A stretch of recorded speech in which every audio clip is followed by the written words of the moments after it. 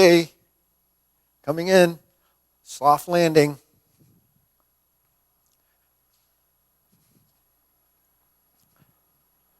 Okay, here we are this afternoon. Hi everyone. This is Intermediate Advanced Hung Gar Pillar Forms 1 and 2. We've gone through a lot of the fundamentals and we've reviewed a number of the forms over time.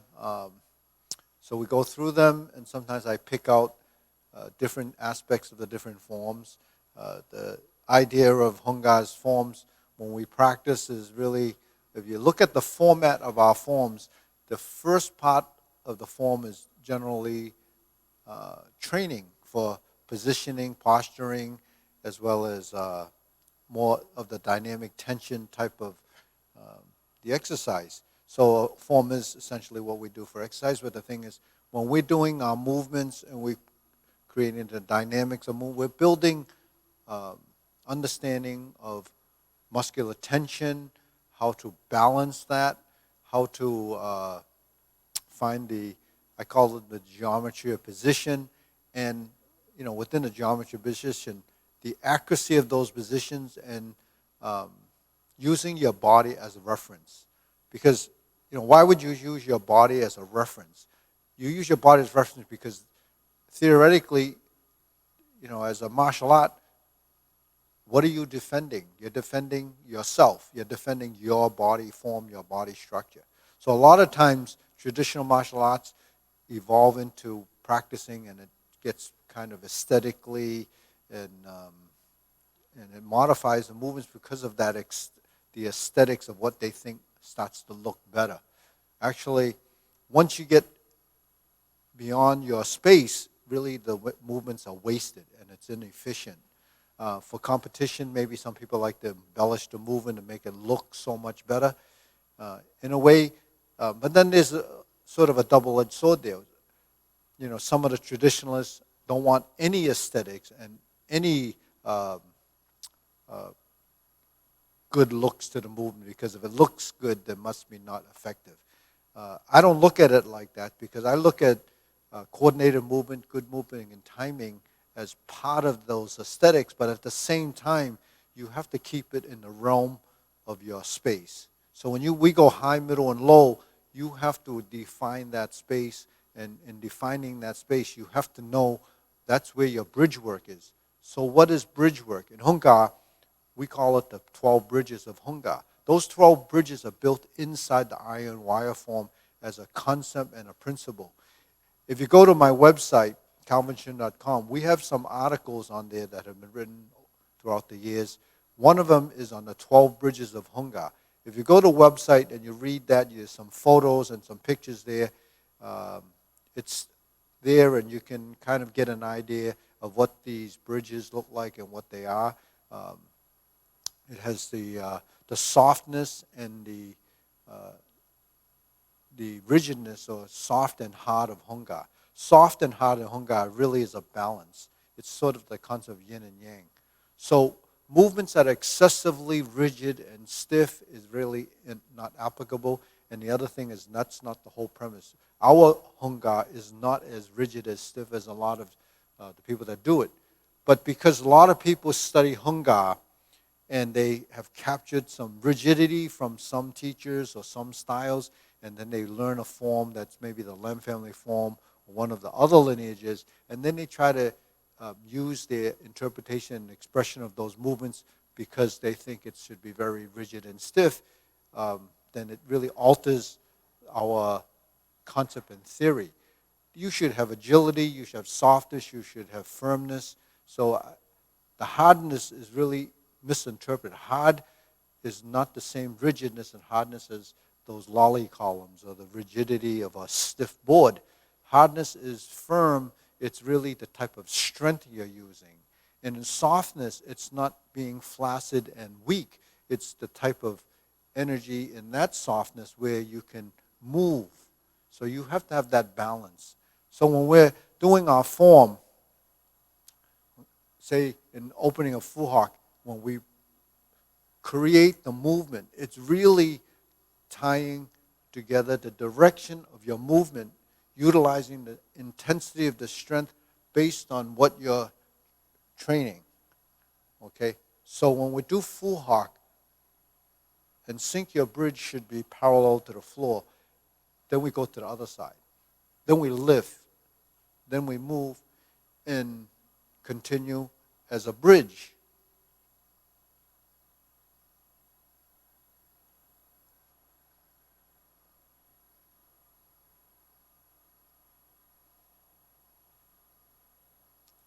So when the hand comes back, it's drawing back. It could come back like this, or come back like this, or pull. So pulling is taking movements back, pushing is forward. So it's backward and forward. It's a balance in movement.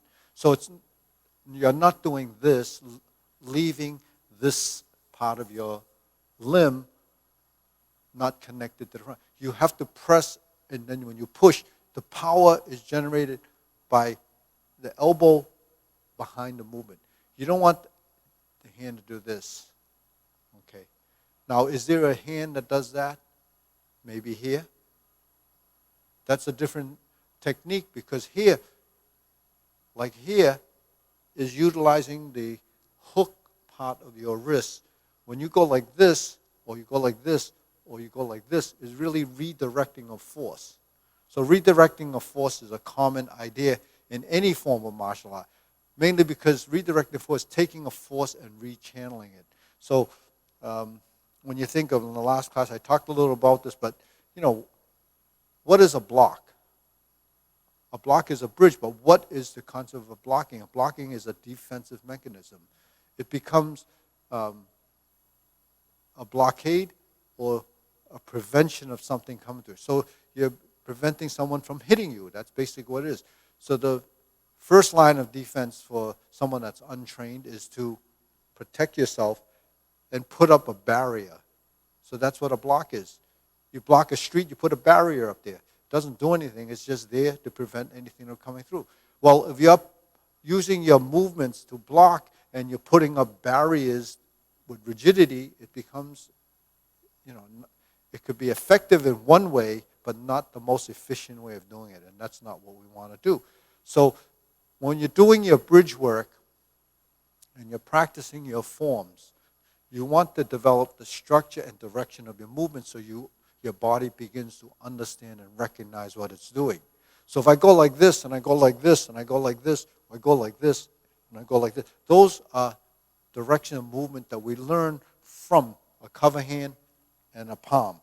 A cover hand and a palm, like in full hawk. Right? When we go like this is a push in a direction. So your structure has to be sound, and you don't push like this. This is not the same as when we do this. So there's a difference, even though the hand movements kind of look alike. Because in this position, we're turning and pushing as if someone is close to us. And you're moving away like this, and the elbow comes in like this, like this. This one is actually thrusting and lifting and striking as a technique. So there's a high block and a strike, or it can be just used as a defensive mechanism or a strike. This can be used as a strike as well. So this is creating this position in a close position, but your body has to retract, you see? When it does that, it compensates and it balances the movement. Your torso movement is really critical in developing a good form. And application is even more critical, because without the structure and integrity of your body form, which you learn from manipulating, controlling your skeletal structure. And what controls that is your musculature. If you don't use your musculature correctly, you're not going to be effective with your bridge work or your structure of your position. So your arms, your bridges are really structures. And then the movement is the mechanical skill of those skeleton, those bones that are tied to these joints. And these joints are mechanical joints. They move, and the effectiveness of these joints become important and practical as how well they're going to function, and if they're misaligned and not working right, you're going to put wear and tear on the joints. So if you're practicing, and you're practicing for many, many years, make sure you're using your body correctly. Otherwise, you can damage your joints, and you can actually overwork them in the wrong way. So the thing you're learning when you're doing your form is efficiency of movement, the way you should be aligning your skeleton so that you have strength in your position in the legs. So this is beyond what looks good in the framework. You have to move, coordinate the movement as a transition, and then you can execute with speed and accuracy. So ultimately, you're using your form. So it's a book of movement. You house the postures, you go through the postures, and then utilizing the mapping of the footwork in a direction of movement so you know where to move to avoid your opponent, if that's what you're doing, and to move efficiently through the space that's going to be the most efficient, in a sense that you don't over move in one direction because you can't get back into your position correctly. So what are those positions? Really angular. If I'm facing you like this, I don't need to move beyond the 45-degree directions. So if you notice in your form, like in Kuen, when we do a butterfly palm, if I turn like this, I turn like this. I only move over here to turn here. I only move here to turn here. So that's sidestepping. I can sidestep like this, I turn to here. That's 45 degrees. Because when I go like this and I turn, there's where the opponent is. I step like this, and I turn, there's where the opponent is. If I cross step, and I move in this direction, there's a reason why the Kuen Buddha, 45-degree step, is moving in a direction, because that's what you're doing. You're avoiding first. First line of defense is to avoid, right? If someone comes, you move, and you move. That's how you actually have to move. And to be quick, you can't have rigidity in the legs. So while we're in a horse stance to develop strength in the legs, where does the mobility come from when we make our transitions? It comes from agility of footwork, from shifting a weight and be able to move your legs freely without stiffness. So holding horse stances in one way is good for foundation, but not good for footwork. Doing a lot of footwork without strength in the leg or foundation in your stance doesn't work. So you have to have that balance between the two. So where is that balance developed? That balance is developed by doing your forms. Because in forms, you have transition in the legs, and you also have direction. And then you have shifting of weight that takes you from one position to the next. That's where the footwork is critical. So you've probably heard me say, Seong Senyama, hand, eye, body, waist, and stance. The stance work is probably one of the most difficult things to develop. Maybe that's why it's at the end.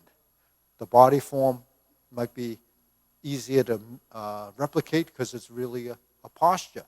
And the posture is the final position of your movement. And it encompasses many little things inside that transition. So that would be body form. And then the turning of the torso. Everybody can turn their torso. That's called the waist rotation. But the waist rotation, if it's not coordinated and timed and supplementing the hands and the legs as a unit, it's not applicable, it's not useful. So it ends up that you have a broken movement.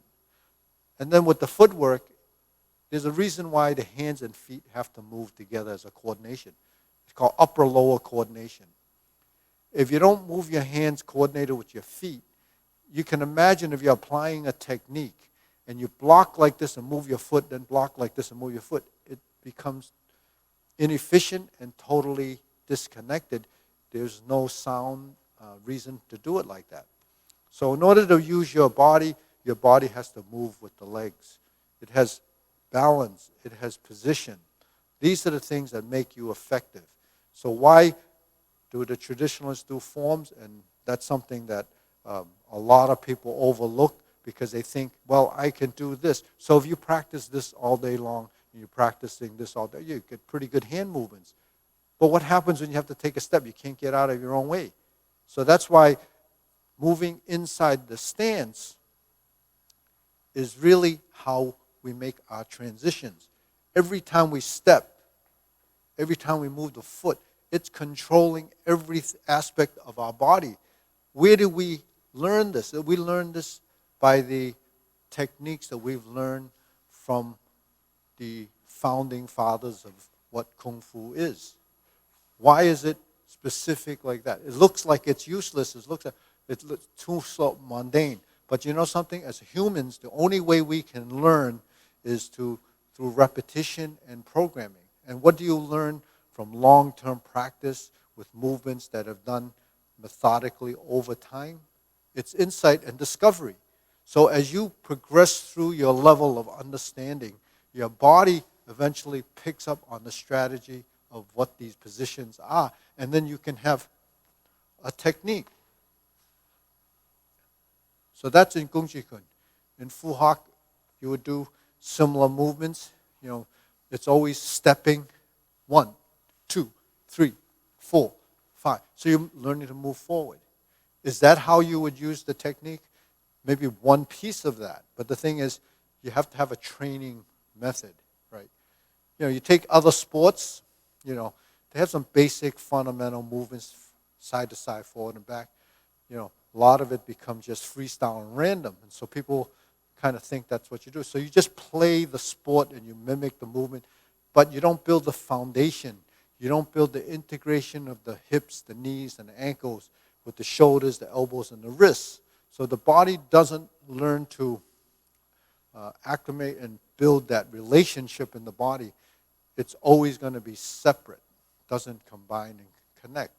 So that's something that's kind of interesting because those are concepts that I've evolved and begun to understand years and years of practice over the decades that I've been practicing.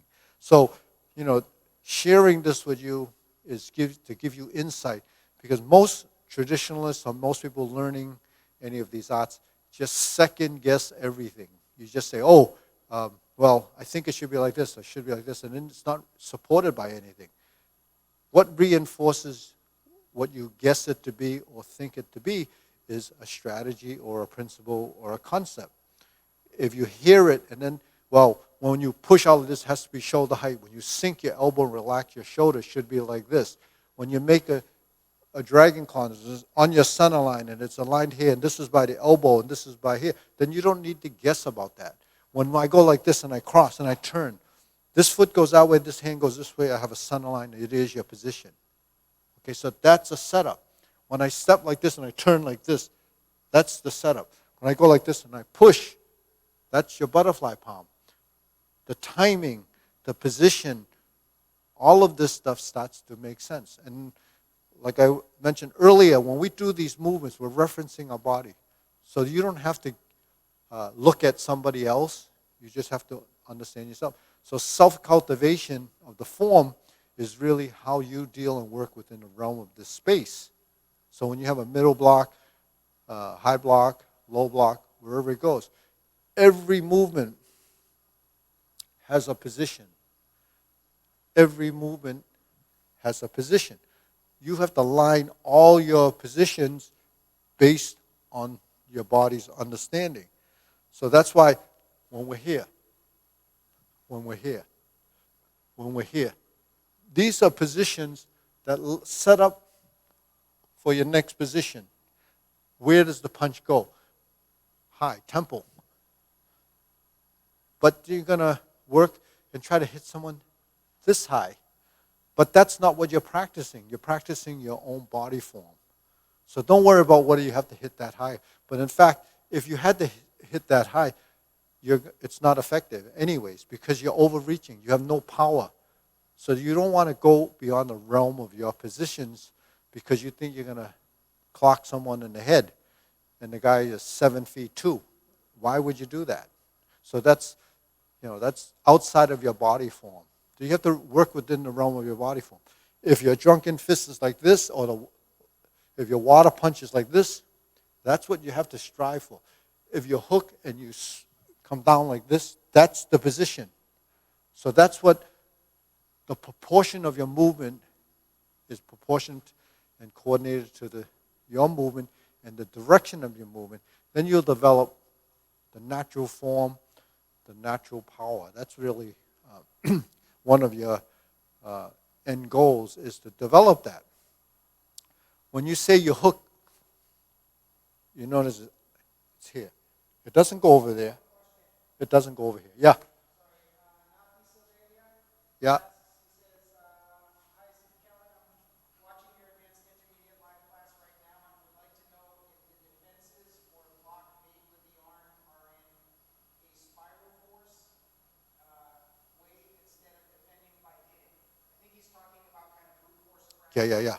Yeah. So blocking is a term for defensive movement. What you're talking about, spiraling and so forth, is called attaching. So this is, if someone throws a punch and I go like this, using the palm, that's called a palm heel block. A lot of martial arts use that kind of a block because it seems to be effective, and you cross your center line and you go like this. But you don't really go over here. It just stops here. So when I do a salute, okay, there's your position.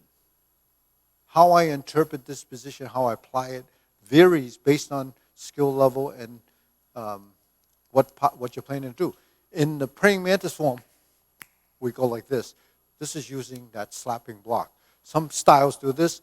When you go like this, that is a palm block. This is the smallest surface area on the limb. This is the biggest surface area. Attaching and effectiveness of movement comes from using this. The spiraling, the turning becomes an offshoot of what happens initially. The initial movement is to here. How you sink and turn and twist really is how you deal with the forces that come into play in contact. So the first thing is adhering, attaching. So when we block, there's the movement. Once I block and I sink and I turn, what happens here becomes the softness of that movement. So the twisting, the spiraling, and all the stuff that we're talking about, it's really part of this. The absorption of the force comes from the twisting and turning, and the efficient movement really sort of makes the movement or your defensive motion more functional. Sorry, I didn't want to cut you off. One other question that you got? Yeah. You get questions now. So Alex Gonzalez asked, he said, could you explain the difference between Seiping Ma and Seiping Ma Fan? Okay, Simon Batfun. Okay, so actually going back to what I said, when you attach the forearm is really what you should utilize. And the main reason why your forearm is much more applicable than the palm of your hand is if you use your palm, then you tied up your technique. Like if I'm holding your hand or I grab, I actually negated this whole side. If I block like this, my hand is really continue to move because I still have not tied up my hand. But if you're efficient and you're using your bridge, then you can redirect and strike and do the next movement. So that's why you're not really tying up your motion into one specific thing, which really makes it a dead movement. The difference between a Seiping Ma and a Seiping Batfun Ma, it's really, I call it offset horse. Seiping Ma is you're lining up your toes to be square. So Seiping Ma is really a square stance like a house, square, 4 even positions. So our hands are part of being square. That's why you get the geometry of position, and level, ping, square and level. So that's what a offset to turn Seiping Batfun is really, even though I'm heading in this direction, I'm a little bit like this, because if you look at the body form, and I'm like this, my stability of the stance, this is very weak. The Seiping Ma is a very weak stance to go forward. It's only for training some basic things. When you're moving and you turn like this, my base is bigger. It has lateral. The weakness between the stance becomes enhanced as a strength. You're modifying the position because when you're in this Batfun Ma and I turn into the leaning stance, it allows the base to be a little bit wider, but yet not so wide that it's like this. This is not good. So it's it's sort of a compromise between what is extreme. So the Batfun Ma is actually much more effective in how you can move and stay square as a position. And it gives you a wider base when you turn versus this. So the northern styles use more of the alignment because their idea of effect, how their techniques work, is a little bit different. So really, it's a stylistic support based on what your technique strategy is. So in Hung Gar, we have this Batfun Ma, and it's for mainly the widened base. But what the difference is, say for instance, when we do the tiger crane form, and this should be the front, sometimes people end up looking like it's going over there. So you have to modify your position. Offset is adjusted relative to there. So for me to be in an offset stance here and go frontal, and it might end up looking like this. But actually, your twist throws it into a position of strength supported by the back leg. So it's really for structure and stability. So that's the Seipon Batfun Ma. And it's a characteristic we have when we punch, sliding stance, we turn to leaning, and then back. Your stance is much more efficient that way too, because it's transfer weight and the relationship and alternating between the two. So hopefully, those are really basic fundamentals that we do, and we don't really know why we do them, maybe because it's not explained or so forth. And like I said, if you do these basic things over and over again, eventually your body adapts, it starts to recognize, it starts to learn, and then you can interpret these movements based on your discovery of what you're learning. So this formal type of training is really opening up doors, like it's like a layer, like layers in an onion. You keep peeling away, trying to understand what is in the core, the center. So foundational movements, the mapping of the form, the footwork, the body, positioning and form is all, critical for accuracy of movement and position. Then speed, power comes from speed. So how do you get to be fast? Really has to do with coordination and how to go through the movements as relaxed as possible and then focus as possible when you execute your movement. And the focus comes from accuracy. I call it the summation of components. The more parts of your body move, the less part of the body that has to be really a lot of strength. So if you're pretty isolated, you're relying on this being a strong punch, so you make it really strong and build all the muscles in your arm until you can throw a 500-pound punch, but then the rest of your body doesn't support it. So that's really not what you should be doing. The important thing is to practice the movement, and then get your movements to synchronize so your body is moving and finding a position that it goes back to as something that it's learned. So that's accuracy of movement, that summation of those components teaches you something. And then while you're integrating your body, you don't rely on total dead strength, we call it, that's kind of isolated. So you learn to do that. Now we do this, it's slow, but you're developing dynamics. The muscle is working against muscle, but it's not like isometric completely because you're in movement. And then how much strength you use will be regulated by your body's relationship.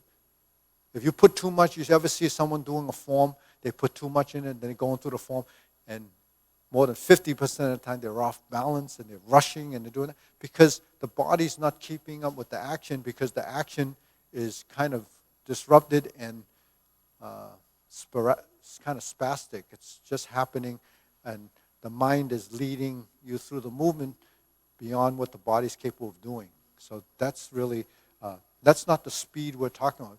You move into a position, once you block, you don't have to use a lot of strength throughout all of it, but you have to have structure. So that's something that not understood completely by a lot of people, mainly because everything is very superficial. The shell of the movement is on the outside. So if you continue to follow, there's a lot of things that has to be clarified in the mind for the body to understand it. Okay, so give us a thumbs up, subscribe. YouTube is a good format to see us, and there's a lot of stuff on there. I think I have over a few hundred videos on there. If you take a look, you can see, you go through them all. It's going to take you some time.